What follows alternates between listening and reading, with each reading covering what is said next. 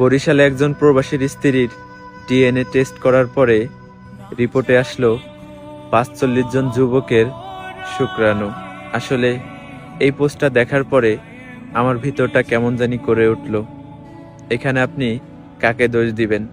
সেই প্রবাসী ভাইটার, এই মেয়েটার? আমি তো এখানে কাউকে দোষ দিতে চাই না, দোষ দিতে চাই ভাগ্যর। আসলে এই প্রবাসী ভাইটা যখন প্রবাসে গেছিল তখন কিন্তু তার স্বপ্ন ছিল পরিবারের মুখে হাসি ফোটাবে।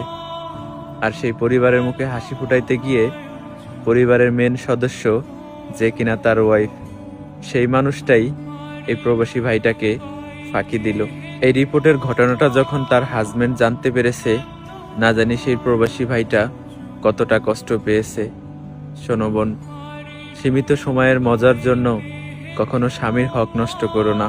তোমার স্বামী হয়তোবা ভালোবাসার খাতিরে তোমাকে মাফ করে দিতে পারে, কিন্তু ওই উপর আল্লাহ কখনোই তোমাকে মাফ করবে না।